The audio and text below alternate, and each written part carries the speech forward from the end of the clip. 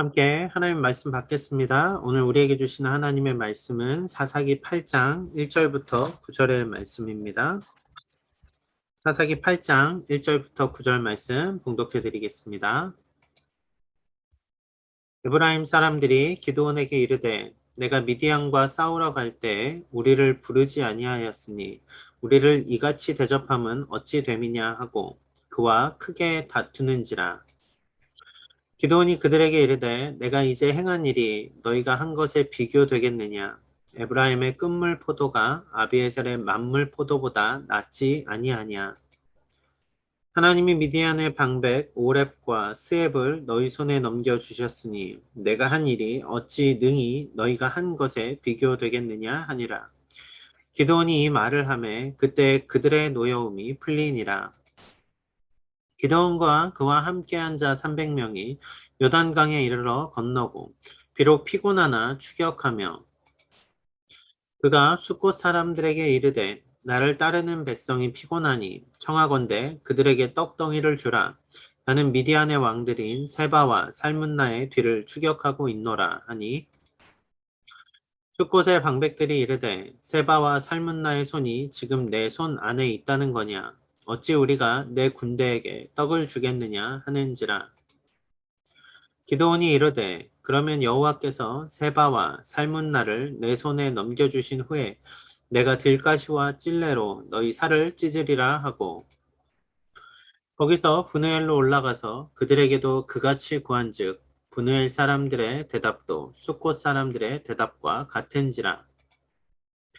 기드온이 또 브누엘 사람들에게 말하여 이르되 내가 평안히 돌아올 때 이 망대를 헐리라 하니라. 아멘. 오늘도 이어진 기도의 자리 가운데 나온 여러분들 환영하고 축복합니다. 함께 말씀을 나누는 가운데 우리 모두 은혜를 누리는 시간 되기를 소원합니다. 미국의 TV 프로그램 중에 Beyond Scared Straight라는 프로그램이 있었습니다. 2011년부터 2015년까지 시즌 9편이 방송될 정도로 나름 인기가 있었고 한국에서도 적지 않은 사람들이 보았던 프로그램인 것 같습니다. 이게 어떤 프로그램이냐면요. 그 청소년기의 문제아들 있지 않습니까? 문제아들을 감옥에 일일 체험을 하러 보내는 겁니다. 아이들이 감옥에 들어가서 범죄자들과 생활하면서 그 범죄자들이 아이들에게 막 뭐라고 하죠. 그런 식으로 살지 말라고, 안 그럼 나처럼 된다고 막 이런 얘기들을 하는데 이 욕도 난무하고 제가 막 이렇게 추천하는 프로그램은 아닙니다. 저도 한번 봤던 기억이 있는데 그렇게 좋지는 않았던 것 같아요. 그런데 제가 이야기를 왜 하냐면요. 여기서 그 하나 이렇게 좋은 케이스로 사람들이 좋은 케이스는 아니죠. 하나의 케이스를 가지고 사람들의 입에 회자되는 어린 친구가 하나 있더란 이야기예요. 브렌난이라는 친구입니다. 이 친구인데요. 분노 조절 장애가 있다라는 얘기예요. anger control problem이라고 얘기를 하죠. 분노 조절 장애가 있는데 자꾸 이 아이가 화가 나면 엄마를 때리는 거예요. 엄마에게 폭력적인 성향이 드러나는 겁니다. 그러니까 부모님이 너무 걱정이 됐죠. 이 아이가 변하지 않으면 어떡할까. 그래서 아이를 이제 그 프로그램에 집어넣습니다. Beyond Scared Straight에 집어넣습니다. 분노 조절 장애, 여러분 들어보지 않으셨습니까? 분노 조절 장애의 정식 명칭은 간헐적 폭발 장애라고 합니다. IED라고 쓴다고 하고요. 이거는 어떤 말이냐면 Intermittent Explosive Disorder라는 표현이라고 해요. 그러니까 간헐적 폭발 장애, 우리는 그냥 쉽게 말하기 위해서 분노 조절 장애라고 이야기를 하는데요. 이거는 말 그대로 조절이 안 되는 겁니다. 내가 스스로 조절이 안 돼서 그 뭐라고 할까요? 이성적으로 판단할 수 없는 상태를 말합니다. 그러니까 당연히 대인관계에 문제가 생기겠죠. 더 심각한 경우는 사회적인, 법적인 문제를 유발하기도 합니다. 근데 실은 앞에서 말한 이 친구, 브랜넌이란 친구는 분노 조절 장애라고 말하는데 실제로 감옥에 가서 보니까 분노 조절 장애가 아닌 모습이 보이더라는 이야기예요. 왜요? 조절이 안 되는 게 아니라 실은 엄마 앞에서는 한없이 강한데 자신보다 덩치가 큰 죄수 앞에서는 엉엉 울고 있는 12살 어린아이에 지나지 않더라는 이야기죠. 무슨 이야기입니까? 네, 실은 이 브랜난이라는 친구 때문에 이런 이야기가 나왔어요. 선택적 분노 조절 장애. 분노 조절 장애가 아니죠. 약간 비꼬아서 하는 얘기입니다. 아이가 잘못한 게 아니라 사람들이 상황을 이야기할 때 그렇게 얘기하더라는 이야기예요. 약한 사람 앞에서만 분노를 막 품는 그런 모습 말입니다. 밖에서는 아무 소리도 못해요. 힘 있는 사람 앞에서는 깨갱하고 아무 소리도 못해요. 자기보다 덩치가 큰 사람들 앞에서는 한없이 작아지는데 자기보다 약한 사람들에게는 엄청 강하게 대합니다. 아주 그 분노를 막 쏟아냅니다. 여러분, 이런 사람 보면 어떤 느낌이 들까요? 저는 이런 모습 보면은 비겁한 사람이라는 생각이 듭니다. 그런데 오늘 본문을 보니까 기드온의 모습이 오늘 이런 모습이 비춰지더란 이야기예요. 기드온은 300명의 용사로 하나님의 놀라운 승리를 거둔 사사입니다. 그런데 그가 승리 후에 조금씩 변질되어 가는 사사의 모습을 보여주더라는 말이죠. 저는 오늘 그 이유를 좀 찾아보려고 합니다. 기도는 이래서 잘못됐어 이 얘기를 하고 싶은 게 아니라 정말 성경이 말하는 기도원의 그 변질이 오늘 우리에게 주고자 하는 하나님의 뜻이 무엇일까? 오늘 우리는 무엇을 쫓아 살아야 하는 걸까? 우리의 내면의 모습은 기도원과 같은 모습이 없는가? 그런 것들을 함께 살펴보고 우리가 그리스도인으로서 어떻게 올바른 삶을 살아가는가? 그 답을 함께 찾아내는 시간을 갖고자 합니다. 기드온의 전체적인 스토리를 잠시만 살펴보겠습니다. 기드온은 므낫세 지파의 작은 자라고 스스로 말하던 사람입니다. 소심하게 포도주 틀에 숨어서 밀을 타작하던 사람이었습니다. 그런데 하나님이 그를 찾아오시고 그를 뭐라고 불러주십니까? 큰 용사입니다. 큰 용사. 큰 용사로 부름을 받았습니다. 결국 그는 진짜로 큰 용사가 됩니다. 바알과 싸우는, 그쵸? 여룻바알이라는 이름으로 불리게 되죠. 하나님의 권능을 힘입어서 300명의 군사로 미디안의 대군을 물리치는 일을 해냅니다. 작은 용사가 성장하는 마치 영화 속 이런 그 히어로의 이야기와 같은 그 본문이 바로 오늘 본문이 그 기도원의 본문이 아닐까 그렇게 생각을 합니다. 연약한 가운데 있는 우리도 기도원을 보면 하나님이 큰 힘을 주시면 우리도 막 엄청난 승리를 할 것 같은 그런 도전이 되지 않으십니까? 그런데 문제는 그가 큰 용사로 선 채로 계속 달려갔는가라는 거예요. 실은 오늘 본문은 여전히 기드온이 스스로 혼자 있을 때 얼마나 연약해지는가라는 모습이 전쟁의 후반부를 통해서 드러나고 있다라는 이야기죠. 앞선 사사와는 조금 다른 전개, 전쟁에 이기고 그 땅에 평화가 있었더라라고 끝나던 앞선 사사와는 조금 다른 전개의 말씀들이 오늘 시작되고 있습니다. 오늘 그 말씀을 한 절씩 보면서 살펴가 보도록 하겠습니다. 먼저 1절 말씀 같이 보겠습니다. 에브라임 사람들이 기드온에게 이르되 내가 미디안과 싸우러 갈 때 우리를 부르지 아니하였으니 우리를 이같이 대접하면 어찌 됨이냐 하고 그와 크게 다투는지라. 여기 크게 다퉜다라고 성경이 기록하는데요. 이게 맹렬하게 기드온을 비난했다라고 말하는 겁니다. 전쟁은 승리로 마쳤습니다. 그런데 문제가 생깁니다. 어떤 문제입니까? 누가 이 전쟁에 큰 공을 세웠는가 하는 문제입니다. 누가 이 문제를 제시하죠? 에브라임 사람들입니다. 문제의 발단은 기드온의 잘못이 아니란 이야기입니다. 에브라임 사람들의 잘못입니다. 에브라임은 뒤늦게 전쟁에 참전했습니다. 그것도 기드온의 요청에 의해서 참전했습니다. 승기가 다 기울었습니다. 도망가는 사람들을 쫓아가서 잡는 일이었습니다. 그런데 에브라임은 이 승리한 전쟁의 공을 자신들의 것으로 돌리고 싶었더란 이야기죠. 그 마음이 어디서 드러나는지 아십니까? 어제 본문을 보면 알 수 있습니다. 어제 본문 25절에 보면 이런 말씀이 나옵니다. 또 미디안의 두 방백 오렙과 스앱을 사로잡아 오렙은 오렙 바위에서 죽이고 스앱은 스앱 포도주 틀에서 죽이고 미디안을 추격하였고 오렙과 스앱의 머리를 요단강 건너편에서 기드온에게 가져왔더라. 여기 에브라임 사람들이 가서 한 일이 무엇입니까? 오렙과 스앱을 죽입니다. 예, 이 일까지는 잘했다고 할 수 있죠. 그런데 오렙을 죽인 그 바위, 오렙 바위라고 합니다. 스앱은 어디서 죽습니까? 스앱 포도주 틀에서 죽습니다. 이게 무슨 얘기냐면요. 에브라임 사람들이 오렙을 잡은 다음에 그를 죽이고서는 그 바위에 이름을 지어준 거예요. 우리가 여기서 오렙을 죽였다라고 해서 이거는 더 오렙, 락 오브 오렙 이렇게 지은 거예요.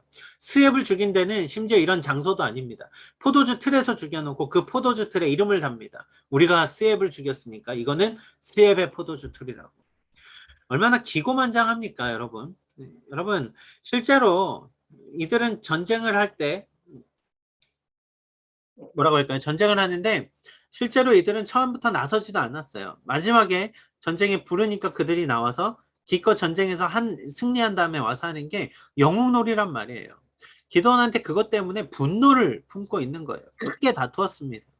그런데 여러분, 이 일이 왜 벌어졌는지, 실은 당시의 시대가 이미 이렇게 전반적으로 악하게 흘러가고 있었다라는 거죠.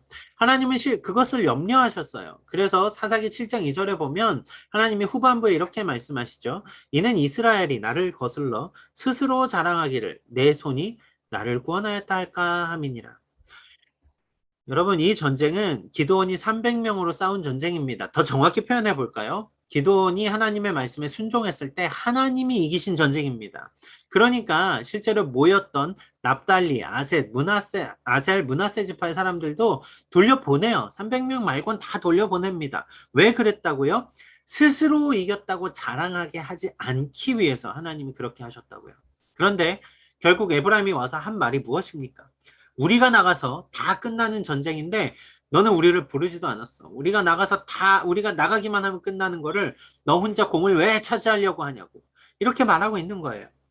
근데 여러분 잘 생각하십시오. 미디안이 이스라엘을 다스린 게 7년입니다. 이스라엘을 쳐들어와서 미디안이 이스라엘을 괴롭힌 게 7년이에요. 7년 동안 에브라임은 실제로 그 군대도 많고 힘도 셌어요. 그런데 나서지 않아요. 근데 기드온이 움직이고 전쟁의 승기가 바뀌고 나니까 그제서야 후퇴하는 적들을 잡아서 쳤으면서 우리 대단하다고 이렇게 위용을 자랑하는 거죠. 정말로 만약에 더 많은 숫자가 나아가서 숫자 대 숫자로 싸웠다라면 이스라엘이 얼마나 기고만장했겠습니까? 얼마나 하나님을 무시했겠습니까? 이것이 그들의 죄라는 말입니다. 나의 대단함, 나의 위대함을 과시하려고 그러다 보면 결국 잊게 되는 것이 무엇입니까? 하나님의 은혜, 하나님의 존재를 잊게 되는 것 아닙니까? 에브라임의 잘못된 반응 앞에서 기드온이 이렇게 반응합니다. 사사기 8장 2절 3절 말씀입니다. 기드온이 그들에게 이르되 내가 이제 행한 일이 너희가 행한 것에 비교되겠느냐? 에브라임의 끝물 포도가 아비에셀의 만물 포도보다 낫지 아니하냐? 이게 무슨 얘기냐면요. 에브라임의 끝물 포도라는 거는 이미 다 딸 것 따고 남은 찌꺼기입니다. 그런데 그 에브라임의 끝물 포도가 심지어 아비에셀, 그러니까 기드온의 지파죠. 기드온의 그 집안에 가장 처음 들인 아주 고귀한 첫 열매보다 낫다 이렇게 하면서 에브라임 사람들을 지켜 세워주는 거예요. 그러면서 어떻게 결론적으로 지켜 세워줍니까? 하나님이 미디안의 방백 오렙과 스웹을 너희 손에 넘겨주셨으니 내가 한 일이 어찌 능히 너희가 한 것에 비교되겠느냐 아니라 너희가 한 것에 비교되겠느냐. 그러면서 이렇게 얘기하죠. 기도원이 이 말을 하며 그때 그들의 노여움이 풀리니라. 여러분 이 해석을 어떻게 보십니까? 기도원이 참 지혜롭게 잘했다. 기도원이 되게 겸손하게 그렇게 자신의 승리를 자랑하지 않고 에브라임 지파에게 이렇게 한 것은 참 잘했다. 이렇게 생각되십니까? 저희 그런 해석도 가능할 것 같습니다. 그런데 뒤 이어 나오는 본문을 보니까 저는 오늘 기도원의 행동에 대해서 그의 문제 해결 방식은 다분히 정치적이었다라는 생각이 듭니다. 왜요? 에브라임이 실은 기드온 지파보다 힘이 셌거든요. 사람이 많았거든요. 힘이 있는 지파 앞에서 기드온이 어, 에브라임을 지켜 세워주더란 이야기예요. 여러분, 이 전쟁은 하나님을 의지하여서 승리한 전쟁입니다.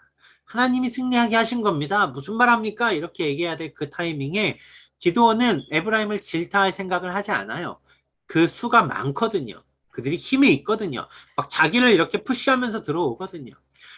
여러분, 하나님의 영이 임할 때는 300명으로도 거뜬히 이겼는데 눈앞에 이렇게 막 사람들이 때로 몰려와서 얘기하니까 어떻게 됩니까? 기드온이 작아지더란 이야기입니다. 기드온은 이 전쟁의 공을 사람에게 돌립니다. 그리고 이 반응이 에브라임이 그럼 그렇지 라고 말하면서 돌아가게 하는 임시적인 화평을 보여주더란 말이죠. 저는 기드온 개인의 인간성을 지금 말하고 있는 것이 아닙니다. 기드온의 결단은 인간적으로 볼 때는 평화를 가져온 좋은 결단이었을지 모르지만 저는 제가 보는 것은 그거란 말입니다.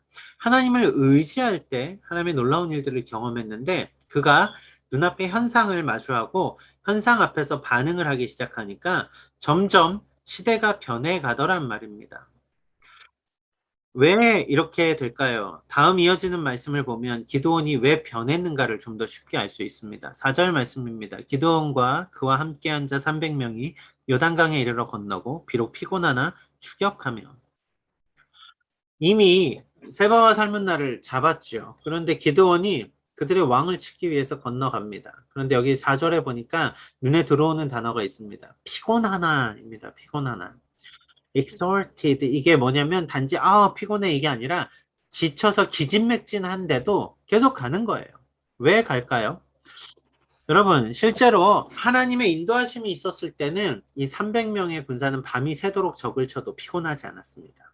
그런데 피곤함을 느낍니다. 4절에서부터. 왜요? 하나님의 인도하심을 잃기 시작했거든요. 실은 앞서서 에브라임과 대화하는 이후 장면부터 여러분 본문을 잘 살펴보십시오. 앞선 장면까지는 하나님께서라고 하면서 하나님이 주어로 등장하며 기도원을 들어 쓰시는 장면들이 나오는데요. 여기 8장부터는 하나님이 주어로 등장하지 않습니다.